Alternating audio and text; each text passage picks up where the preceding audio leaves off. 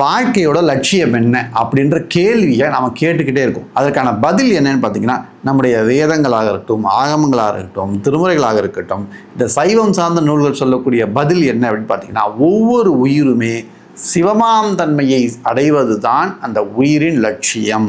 அதற்காகத்தான் இந்த உடலை கொடுத்துருக்கார். இந்த உடலுக்குள்ளே இருக்கும்பொழுது தான் நாம் எல்லா வேலையும் செய்ய முடியும். அப்படி செய்யும் பொழுது முக்கியமான செய்ய வேண்டிய வேலை என்ன தெரியுமா?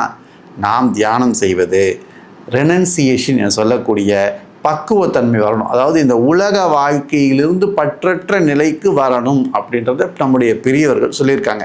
பற்றற்ற நிலைக்கு என்னால் வர முடியுமா? அது உடனே சாத்தியமா அப்படின்னா அப்படி கிடையாது. ஒவ்வொரு அனுபவத்தையும் நாம் அனுபவித்த பிறகு இதில் நல்லது கெட்டது தெரிஞ்சு, இன்பம் எது துன்பம் எதுன்றதை புரிஞ்சு, ஒரு சத்தினி பாதம்ன்ற ஒரு நிலை வந்து இன்பமும் துன்பமும் ஒன்றாக பார்த்து, அதற்கு பிறகு நமக்கு இந்த ஆன்மீக வாழ்க்கையில் அடையக்கூடிய மிகப்பெரிய விஷயமான பல படிநிலை கடந்து வரக்கூடிய வாழ்க்கையை நமக்கு இந்த பூலோகத்தில் தான் வாழ முடியும். இந்த வாழ்க்கையில் இந்த உயிருக்குள்ளே இந்த உடல் இருக்கும்போது தான் இந்த அனுபவங்கள் பெற முடியும். அதுக்காகத்தான் இறைவன் நமக்கு இந்த உடலையும் உயிரையும் சேர்த்து வைத்திருக்கிறான் அப்படின்னு நம்முடைய சைவ வரலாறு சொல்லுது. இது தெரிஞ்சுக்கிட்டா போதுமா? நாம் செய்ய வேண்டிய வேலை என்னன்னு பார்க்கணும். நல்லா யோசிச்சு பாருங்கள். ஆதி காலத்தில் மனுஷன் வந்து சாப்பிட்ருப்போம். சாப்பிடும்பொழுது நல்லா தான் இருக்குது. ஆனால் சாப்பிட்டு முடிச்சவருக்கு மறுபடியும் பசிக்குது. அதே மாதிரி சுவையும் முன்ன இருந்த மாதிரி இல்லை. ஆக புதுசாக உணவில் கண்டுபிடிக்கிறோம்.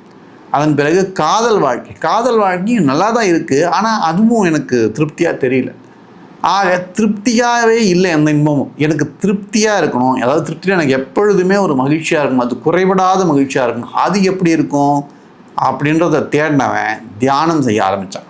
தனக்குள்ளேயே ஆராய ஆரம்பித்த பிறகு அந்த தனக்குள்ளேயே தன்னுடைய தலைவனான சிவம் அப்படின்ற ஒரு தன்மையை உணர்ந்தான். நான் சொல்லக்கூடிய எந்த விஷயமும் ஒரு நான் சொன்ன உடனே நீங்கள் யாரும் கற்பனைக்குள்ளே நுழையாதீங்க. கற்பனையில் ஒரு சிவருமான் அப்படின்றது ஒரு ஜடாதாரியாக கைலாசத்தில் இருக்கக்கூடிய ஒரு மனிதரோ அல்லது நாம் இப்போ பார்க்கக்கூடிய இன்றைய தொலைக்காட்சியாக இருக்கட்டும் அல்லது இன்றைய படங்களாக இருக்கட்டும், அப்படிப்பட்ட விஷயங்களாக அதெல்லாம் ஒரு குறியீடு. அந்த குறியீட்டின் மூலமாக நமக்கு உணர்த்தக்கூடிய விஷயங்கள், தியானம் மூலமாக அவர்கள் உணர்ந்த விஷயங்களை அவங்க பதிவு செஞ்சுருக்காங்க. அது பதிவு செய்யப்பட்ட விஷயங்கள் அப்படியே இருக்கட்டும். ஆனால் நாம் உணரும் தன்மை, அந்த சிவமாம் தன்மை உணர்வது என்பது இன்ப நிலையாக இருக்கும். அதற்காகத்தான் அவங்க சொன்ன பேர் என்னன்னா பேரின்பமே நினைச்சாங்க. நாம் இப்போது அனுபவிக்கிறது எல்லாமே சிற்றின்பம். இந்த சிற்றின்பத்திலிருந்து பேரின்ப நிலையை அடையணும். இந்த ஒரு விஷயத்துக்காக தான் நம்முடைய உயிர் வந்து நம்ம உடம்புக்குள்ளே இருக்குது. அதற்கான வேலையை செஞ்சுக்கிட்டு இருக்கு. அந்த வேலையை செய்யும் பொழுது நம்ம பல பேர் விஷயத்தை தடுமாறுறோம். அதுக்கான காரணம் நம்முடைய வினைகள் அப்படின்னு நம்ம சைவ சித்தாந்தம் தெளிவாக வரைய இருக்குது. அப்போ இந்த வினைகள் இருக்கிற வரைக்கும் நான் ஒன்றுமே பண்ண முடியாது அப்படின்னா அதுக்கு வந்து ஒரு அழகான ஒரு எடுத்துக்காட்டுங்க. அதாவது விதை இருக்குன்னா இந்த விதை முளைச்சிக்கிட்டே இருக்கும். ஒரு விதையை நீங்கள் முளைச்சிங்கன்னா அந்த செடி வளரும். அந்த செடி பூக்கும், இல்லை காய்க்கும், இல்லை பழுக்கும், ஏதாவது ஒன்று செய்யும். மறுபடியும் விதை வரும். அந்த விதையிலிருந்து மறுபடியும் செடி வரும், எல்லாமே வரும். அதுபோல் நம்முடைய பிறப்பு இறப்புன்னு மாறி மாறி வந்துக்கிட்டே இருக்கும். இப்போ இதுக்கு ஒரு முடிவு வேணும் இல்லையா? அதுக்கு முடிவு என்னென்னா அந்த விதையை வந்து வறுத்துட்டு வச்சிங்களேன், அதுக்கப்புறம் முளைக்காது. அதுபோல் நம்முடைய கர்ம வினைகள் இருக்கு இல்லையா, அதை வறுக்கணும் அப்படின்றாங்க. அது எப்படி வறுக்க முடியும்? அது எப்படி பக்குவப்படும்னா அதற்கு நம்முடைய குரு அவசியம் அப்படின்னு சைவம் சொல்லக்கூடிய ஒரு விஷயம். அந்த குரு நம்முடைய வந்து அந்த விதையை வறுத்துருவார். அதாவது நம்முடைய கர்மாவை மேலும் மேலும் சேர்க்க முடியாது, மேலும் மேலும் சேர்க்கத்தால் அந்த கர்ம வினைகளுக்கு வந்து நம்மளை அண்டாதபடி செய்வார். அப்படி செய்யும் பொழுது என்ன ஆகும்னா நம்ம மீண்டும் அந்த ஒரு சுழற்சியில் மாட்டிக்க மாட்டோம் அப்படின்றது தெளிவாக வரையிருக்கிறாங்க. சரி, இந்த விஷயம்லாம் இருக்கட்டும்ப்பா. இதெல்லாம் எனக்கு சாத்தியமா? இன்றைய காலகட்டத்தில் நீ சொல்லக்கூடிய விஷயம்லாம் சாத்தியமா? நீ சொல்வது எனக்கு என்னமோ ஒரு பழைய 1980 ஓடக்கூடிய தொலைக்காட்சி திரைப்படம் மாதிரி இருக்குது அப்படின்னு கேட்டிங்கன்னா இன்றைய வாழ்க்கையிலும் சாத்தியம். அது எப்படி சாத்தியப்படுத்துறதுன்றது தான் பார்க்கணும். என்ன பண்ணணும்னா நீங்கள் உங்களுடைய வாழ்க்கையில் ஒரு ஆன்மீகத்தை ஒரு அங்கமாக கொண்டு கொள்ள வேண்டும்.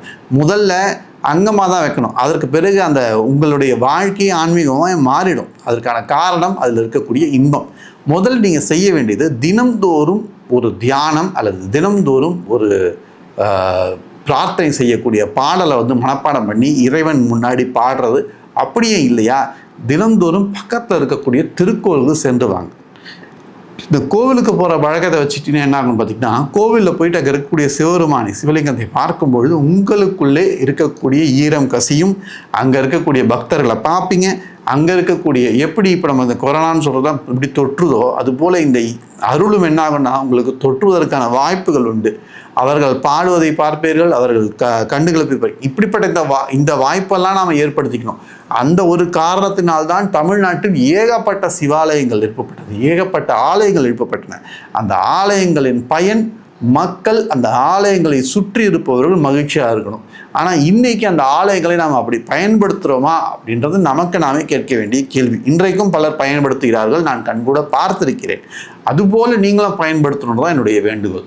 சரி, இந்த ஆகமங்களில் குறிப்பாக சர்வ ஞானோத்தர ஆகம்ன்றத ஒரு ஆகமம் என்ன சொல்லுதுன்னா, எப்படி ஒளி இருளை விளக்குதோ அதுபோல் உன்னுடைய செல்ஃப் சொல்லக்கூடிய உள்ளே இருக்கக்கூடிய அந்த ஒளி உன்னை பிரகாசிக்க செய்யுது. அதாவது உன்னுடைய அறியாமை என்னும் இருளை நோக்கி அது பிரகாசிச்சுக்கிட்டு இருக்குப்பா, அதை அறிந்துக்கோப்பா அப்படின்றாங்க. இன்னொரு உதாரணம் சொல்கிறாருன்னா, இப்போ இந்த ஒளி எரிஞ்சிட்டு இல்லையா, விளக்கில் ஒளி இருக்குது, அதில் எண்ணெயை எடுத்துட்டோம், அந்த எண்ணெய் தீர்ந்து போச்சு அப்படின்னா அது அணைஞ்சிரும். அதுபோல் நமக்குள்ளே இருக்கிற ஈகோன்னு சொல்லக்கூடிய அந்த தன்முனைப்பு அது கொஞ்சம் அப்படி தலை இறங்கிச்சு, தன்முனைப்போட தலையில் கொஞ்சம் குட்டி இறக்கிட்டோம்னு வச்சுக்கிங்களேன், என்ன ஆகும்னா நாம் அந்த சிவமாம் தன்மையோடு இணைவோம். இன்னும் ஒரு அழகான எடுத்துக்காட்டு என்னென்னா, தண்ணியில் கலந்தால் எப்படி இருக்கும்? இன்னும் ஒரு அழகான எடுத்துக்காட்டு என்னென்னா, தண்ணி இருக்குது, அந்த தண்ணியில் இன்னும் கொஞ்சம் தண்ணி விடுறீங்க, அப்போ ரெண்டுத்தையும் பிரிக்க முடியுமா? ரெண்டும் கலந்துச்சு இல்லையா? அது மட்டும் இல்லாமல் பாலில் பால் கலக்குது, நெய்யில் நெய் கலக்குது. இப்படி இந்த ரெண்டும் கலந்ததுன்னா எப்படி ஒன்றை ஒன்று கலக்கிறதோ அப்படிப்பட்ட அந்த கலப்புத்தன்மையில் நாம் இருப்போம். அதாவது நாமும் சிவமாந்தனமும் அப்படிப்பட்ட கலப்புத்தன்மையில் இருப்போன்றதை நம்முடைய வேதங்கள் தெரிவிக்கின்றது. ஆக இந்த விஷயங்கள்லாம் நம்ம மனசில் வச்சுப்போம். நிச்சயமாக நாமும் இன்னொரு சில இடத்துல நல்ல ஒரு அருமையான கருத்து என்ன சொல்கிறாங்கன்னா, இப்போ நம்முடைய வேண்டுதல் என்னவா இருக்குது? ஒரு அமைதி வேணும், ஒரு பீஸ் ஆஃப் மைண்ட் வேணும் அப்படின்ற ஒரு ஆசை இருக்குல்ல, இந்த ஆசையும் இருக்காது. அதாவது எண்ணங்கள் இல்லாத நிலை, தாட்ஸ் சொல்லக்கூடிய இந்த எண்ணங்கள் இல்லாத நிலை. அது மட்டும் இல்லாமல் இந்த ஃபீலிங்ஸ், நம்முடைய உணர்ச்சிகள், அழகு, சிரிக்கிறது, நம்ம வெளிப்படுத்தக்கூடிய இந்த உணர்ச்சிகளை தாண்டிய நிலை, இந்த எண்ணங்கள் இல்லாத நிலை, இந்த மனமற்ற நிலை, எல்லாத்தையும் தாண்டி ஒரு நிலை இருக்குது. அந்த தாண்டப்பட்ட அந்த நிலை ஒரு மிகப்பெரிய சிவமாம் தன்மை நிலை, அது பரசிவ நிலை. அந்த நிலையை நாம் அடைய வேண்டும் அப்படின்னா நாம் செய்ய வேண்டியது ஒரே ஒரு விஷயம்தான். நமக்குள்ள என்ன இருக்குது, நான் யார் அப்படின்ற கேள்வியை கேளுங்க. கேள்வி கேட்டால் மட்டும் போதாது, பயிற்சி செய்யுங்க. பயிற்சி செய்வதற்கான வழிமுறைகள் நம்முடைய குருமார்கள் எவ்வளவோ வகுத்து கொடுத்துருக்காங்க. தினம்தோறும் அனுஷ்டானம் செய்வது, தினம்தோறும் தியானம் செய்வது, தினம்தோறும் திருமுறை வாசிப்பது, தினம்தோறும் ஆகம விஷயங்களை கேட்பது, தினம்தோறும் பல அரிய நல்ல கருத்துக்களை கேட்பது, தினம்தோறும் திருக்கோவில் செல்வது. இன்னும் சொல்லப்போனால் இன்னைக்கு இருக்கக்கூடிய பல ஆன்மீக செயல்பாடுகள் அனைத்தையும் நன்றாக உற்று கவனியுங்கள். சில செயல்பாடுகளை பார்த்த உடனே விலகிட வேண்டிய ஒரு விஷயமா இருக்குது. அதற்கான காரணம் நாம் உண்மையான அறிவு பெறாது தான். அனைவருமே உண்மையான ஆன்மீக அறிவு பெறுவோம். அந்த ஆன்மீக அறிவு நம் சைவ சமயத்தில் அளப்பரிய இருக்குது. அப்படி அந்த விஷயங்கள் நாம் தினம்தோறும் கேட்கணும். நாம் தினம்தோறும் இது பற்றிய விஷயங்களை அலசி ஆராயணும்னா கீழே இருக்கக்கூடிய கருத்து பெட்டியில் உங்கள் கருத்து தெரிவிங்க. கார்த்திக் குமரன் இம்ப்ரெஷன்ஸ்ன்ற யூடியூப் சேனலை சப்ஸ்கிரைப் செஞ்சுக்கோங்க. இதில் பிளேலிஸ்ட் ஒன்று இருக்கும், சைவம் சார்ந்த வாழ்க்கை வழிமுறை ஒரு பிளேலிஸ்ட்டாக உருவாக்கி வச்சுருக்கேன். அதில் நீங்கள் கேட்க ஆரம்பிக்கலாம். ஆக நம் வாழ்க்கை ஒரு மகிழ்ச்சியான வாழ்க்கையை அமைய வேண்டும் என்பதுதான் நம் மனவா. மீண்டும் உங்களை அருமையான செய்தியில் சந்திக்கிறேன். நன்றி, வணக்கம்.